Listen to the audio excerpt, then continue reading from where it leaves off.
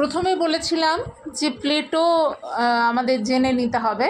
প্লেটোর মতে হচ্ছে দ্রব্য হলো সামান্য বা জাতি,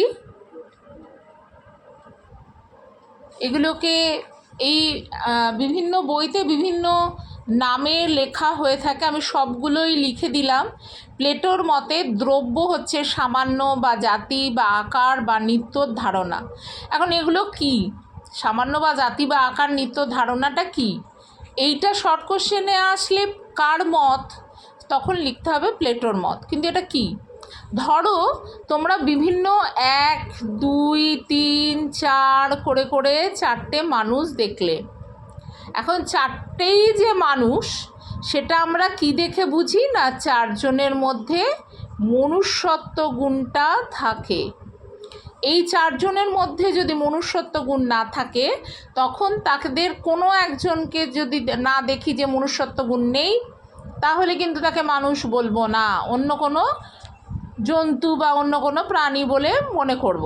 তাহলে আমরা যখন 4 জনকেই আমরা হিউম্যান বিইং বলছি বা মানুষ, 1 নম্বরকেও বলছি, 2 নম্বরকেও বলছি, 3 নম্বরকেও বলছি, 4 নম্বরকেও বলছি, তখন প্রত্যেকের মধ্যে কিন্তু এই মনুষ্যত্ব গুণটা কিন্তু দেখছি। অর্থাৎ যে গুণটা সমানভাবে সকলের মধ্যেই আছে, অথচ এই গুণটা কিন্তু আছে যে আমরা কারুর হাতে, পায়ে, মাথায় কোথাও দেখতে পাই না। কি দেখে বুঝি? তার আচার আচরণ, কথাবার্তা দেখে বুঝে নিই যে এই 4 জনের মধ্যেই এই ধর্মটা আছে।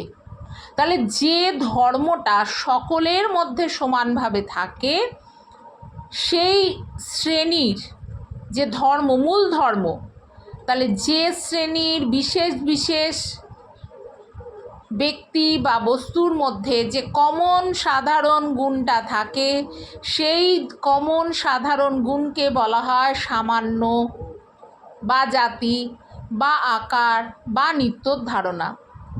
এখন প্লেটো বলেছেন যে দ্রব্য বলতে আমরা আসলে এই মনুষ্যত্বকেই, মানে এই সামান্য ধারণাকেই বুঝবো। কারণ তার মতে যদি আমরা মনুষ্যত্বের জ্ঞান আমাদের যার হয় না, যেমন ছোটোবেলায় তোমাদের কি করা হয়, এটা খাতা, এটা বই, এটা পেন, এরম আমরা এখন শিখে গেছি বলে বুঝতে পারি না যে ছোটোবেলায় কিন্তু প্রত্যেকটা জিনিসকে আমাদের আলাদা আলাদা করে দেখিয়ে দেখিয়ে বাবা মা বুঝিয়েছেন যে বইতে বাপু লিখো না, খবরের কাগজে দাগ দিও না, খাতা সোজা করে লিখতে হয়।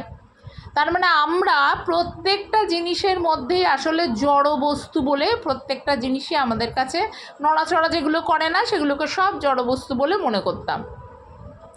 তাহলে এই জড় বস্তুগুলোর আবার আলাদা আলাদা যে ধর্ম, বইয়ের যে ধর্ম রয়েছে, একটা গরুর যে ধর্ম রয়েছে, একটা পাখির যে ধর্ম রয়েছে, সব ধর্ম কিন্তু সমান নয়। পাখি উড়তে পারে, গরু চতুষ্পদ, সে ঘাস খায়, সে তৃণভোজী। ফলে এগুলো প্রত্যেকটার ক্যারেক্টার আলাদা। যে ক্যারেক্টারের জন্য, যে বৈশিষ্ট্যের জন্য আমরা একটার থেকে আর একটাকে আলাদা করছি, সেই ক্যারেক্টারগুলোকে, সেই সামান্যগুলোকেই বলছেন সেটার যদি জ্ঞান না হয়, তাহলে আমরা বিশেষ জ্ঞান যাব কি করে?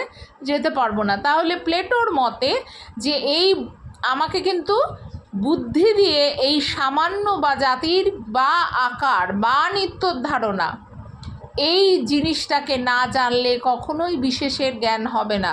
সেই জন্য প্লেটোর মতে দ্রব্য হচ্ছে এই সামান্য বা জাতি বা আকার বা নিত্যর ধারণা। আমি আবারও বলছি, যেটা একটা শ্রেণীর মধ্যে বিশেষ বিশেষ যে ব্যক্তি বা বস্তুর কমন বা সাধারণ ধর্ম থাকে।